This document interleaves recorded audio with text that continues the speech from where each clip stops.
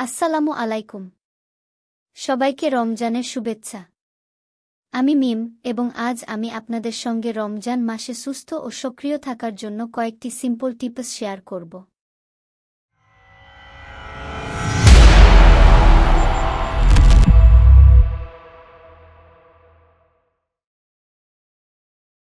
চলুন শুরু করি। প্রথম টিপস, সেহরিতে এমন খাবার খান যা আপনাকে সারাদিন এনার্জি দেবে। যেমন খেজুর, ওটমিল, ডিম বা এক গ্লাস দুধ।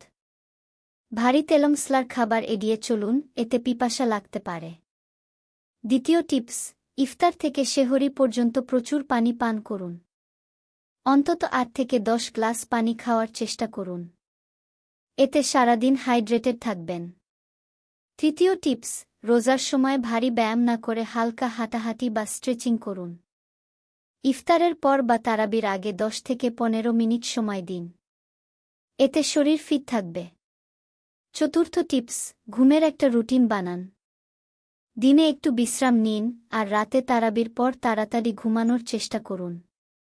এতে শরীর আর মন ফ্রেশ থাকবে। ব্যাস, এই ছিল রমজানে সুস্থ থাকার জন্য আমার সিম্পল টিপস। আপনার প্রিয় টিপস কমেন্টে জানান, আর ভিডিও ভালো লাগলে লাইক ও সাবস্ক্রাইব করতে ভুলবেন না। রমজান মোবারক। আল্লাহ হাফেজ।